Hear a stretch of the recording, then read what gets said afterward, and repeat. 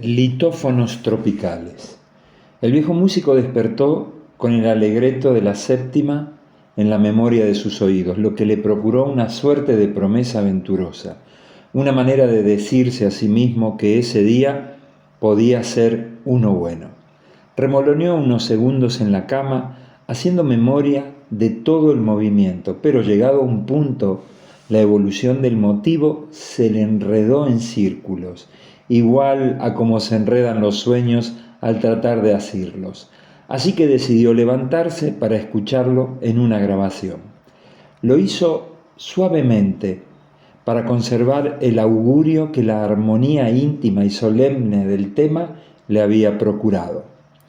Era el final del verano.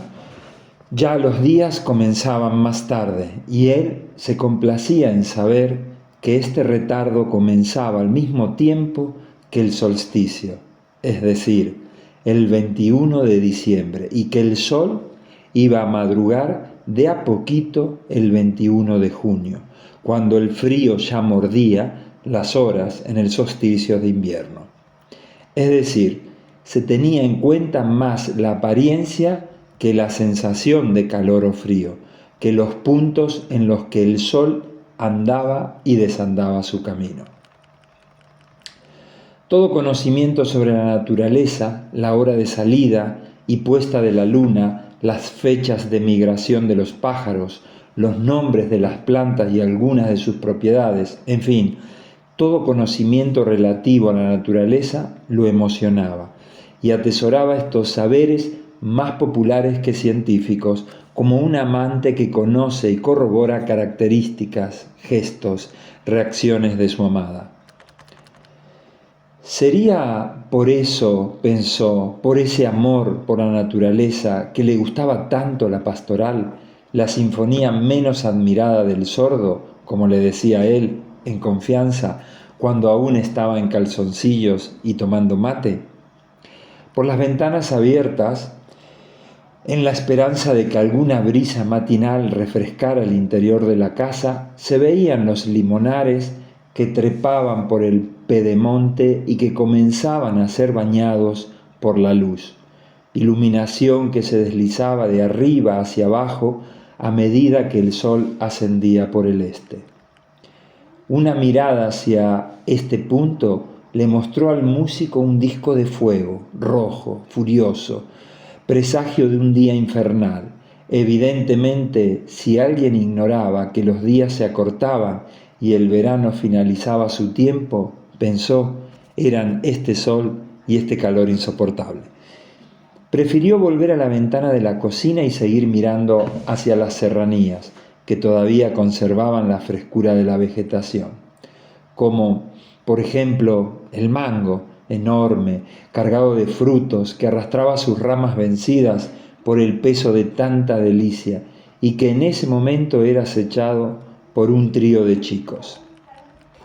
No habían visto que el dueño de casa y de los mangos ya estaba levantado en el interior sombrío de la cocina. El hombre esperó, entre mate y mate, que los chicos hubieran recogido unos cuantos mangos cada uno y comenzó a toser, carraspear, estornudar y gruñir, lo que puso en fuga al trío que huyó abrazado a su botín. Mañana tendrían que madrugar más, pese al rumbo contrario del sol, si querían procurarse de nuevo esos manjares de la infancia, que son los frutos robados. Puso suavemente su grabación preferida de la pastoral. Era bueno ver cómo el sol seguía subiendo y pronto iba a llenar de luz al árbol de mangos. Lástima haber sido solamente instrumentista, pensó. Le hubiera gustado ser director de orquesta, pero en su juventud no había ningún lugar cercano donde estudiar esta especialización.